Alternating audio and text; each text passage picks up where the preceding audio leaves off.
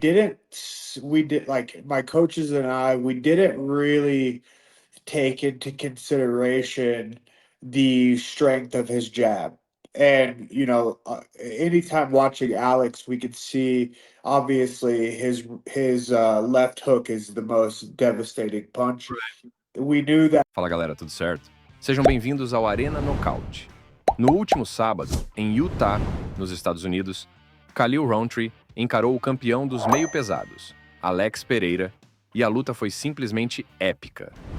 O americano chegou perto de chocar o mundo, mas acabou sendo nocauteado no quarto round por Poatan, que mais uma vez mostrou toda a sua força e técnica. Mesmo com o resultado desfavorável, Khalil Rountree teve seus momentos de brilho durante o combate e saiu de cabeça erguida. O que impressionou a todos foi a postura do americano após a derrota. Em um depoimento emocionante, Khalil elogiou o brasileiro e refletiu sobre essa que foi, sem dúvidas, a luta mais importante de sua carreira. I appreciate you coming on. Very classy of you to do so. And what a performance by you. I mean, I think anybody who saw that fight just had, whether they were rooting for Alex or rooting for you, had to admire the heart and the courage and the determination you showed in that event. Before we get into the fight itself, and I ask you questions, let's talk about your nose and what happened. I saw in your Instagram story you had septoplasty, and that's to correct the deviated septum. Explain, sort of what it went through. And you said, unfortunately, it was a very painful surgery. Yeah. So I think that I don't know exactly what punch. I know that that last uppercut after the body shots, that definitely landed on my nose. But I already had felt, some pain in my head. Uh, it could have been from that. But after we, got the scans and everything the night of the fight, yeah, the doctors saw that there was some slight fracturing and a severely deviated septum. So we just went right ahead and corrected that as soon as I got home. Uh, Definitely the most uncomfortable, painful procedure I've ever had. Last night, it was the hardest sleep. My mouth is constantly dry. Mm. It's just a constant headache. But inside of my nose, my nasal cavity right now is just stuffed with like sponges and splints. So it's very uncomfortable. Unbelievable, unbelievable. When you get that kind of injury, and we know that this is possible in this sport, right? Uh, do you question whether it's worth it? Like, was it worth what you went through? Absolutely. Yeah, absolutely. Every scar that I have, every bump, it's all worth it. I mean, for me to have worked this hard to get to the point of fighting Alex in a main event for a title, everything that came with it is absolutely worth it. I wouldn't change one thing. Yeah, I mean, I'll tell you what, I'm sorry for you that you lost the fight, but like I agree with that. Like just the way that thing played out was just beautiful for both of you guys, right? Yeah. Alex defeats you when he's facing maybe one of his biggest challenges, and the effort you put forth, and you coming through the way you did. I mean, it almost was like a storybook ending in a way. Yeah, yeah, in a way. And I think it was everything that I expected, besides I had high hopes on winning the belt, but I just knew that what I brought to the fight and what he would bring, I said it from the start. I knew that this was going to be a fight that the fans would, that the fans Right. would like. I might have told you that in the beginning, one of Yes. our first interviews. I know who I am inside, and I got to show that against a guy like Alex, and I knew that he wasn't going to back down. It's actually cool that he trained really hard and didn't overlook me. So it really provided the coolest outcome.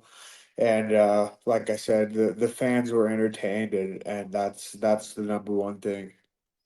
And I should mention, both guys went into this fight pretty beaten up. Alex mentioned he had a rib injury. He had ligaments torn in his toes. He had two different times where he was taking antibiotics, all sorts of things. And when Khalil posted the Instagram story of his nose surgery, there was a cut on the bridge of his nose that, of course, I thought and everyone thought came from courtesy of Alex Pereira. But No. that was not the case. You went into the fight with that. Yeah, 3 weeks before the fight, I was sparring and yeah, my training partner's glove like split the front of my nose and we went straight to the straight to the plastic surgeon. It was like, hey man, we need to make this look like it never happened. Uh he did his best, but he did say like, hey, chances are the first time you get hit, it's gonna open, just because there's not enough time for it to fully heal. So, I knew that was gonna happen.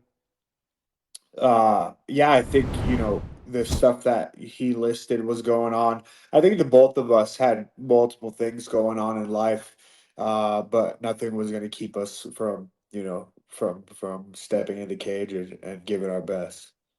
I got a kick out of before the fight. A lot of the sports books put out bets on how many takedown attempts there would be and what in the fight. And of course, 0-0 on each side.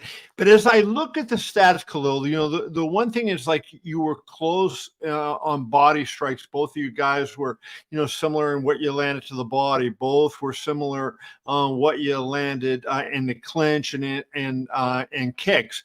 The difference was, him at distance. It seemed like, his range and maybe his jab, was a big factor in the fight. What was his jab like? And was that causing you, issues more than you would normally see in another fight? Yeah, so from all the film study that we did for months, we did like my coaches and I, we didn't really take into consideration the strength of his jab. And, anytime watching Alex, we could see obviously his left hook is the most devastating punch. We knew that, range would be a little bit of a little bit of a difficulty, but we did everything we could to manage getting in range. Uh, I would say around third round, fourth round, when he really started to establish that jab, I couldn't really see it. It was Mm, fast, and not only fast, it was heavy. Uh, right. there was another thing that I've read, and people said that, you know me with better cardio would have been better, but it wasn't my cardio, Kevin. It was really the damage from the punches. I mean, Yeah. I was the more jabs that happened, and absorbing those strikes, like during the fourth round, like I was on a, like a rocking boat, just fighting hard. I didn't really have much stability, so it wasn't a cardio thing. My cardio was great. I've been training up in the mountains for a long time. It was more just a testament to, yeah. I mean, like the guy has power, and when he started to gain his momentum and come forward with the jabs and a couple other techniques, it really did start to take a toll. Yeah, I mean, I know you're never going to quit. You showed unbelievable toughness, just taking the fight, let alone what you did in the fight. I thought the referee should have stopped it earlier. You were reeling around that cage, and he was just stalking you with some big shots. But I asked a question at the post-fight press conference of Dana White, and I want to get your reaction to his answer. I thought that, when Alex started landing that jab, kind of reminded me of a George Foreman jab, right? George is so big and strong and landed that jab. And I thought that jab and then kind of sometimes that right hand behind it were causing you trouble. And Dana thought that the key to the fight from Alex's perspective was the calf kicks. And he thought that sort of got everything going. Did you feel like the calf kicks were something that, negatively affected you and helped Alex go to the victory? I think that the calf kicks, that although he landed a few of them. I've definitely felt worse. Like I've been calf kicked, and it's gone through my mind before. Like, oh man, I can't take much more of those. I think how they did help is that he started calf kicking and then jabbing. So I was then thinking about both areas, you Right. know. So it's like, okay, he's attacking low, and then boom, I'd get stuck with a jab, and I'm like, oh, So he did a very good job of mixing it up and kind of getting me to think of both areas. Um, but yeah, like even now, my calf is fine, and like I said, I've had fights before where for weeks Yeah. my calf was hurting. So, uh, yeah, it was just good strategy on his part to just start to mix those up in the end. Yeah.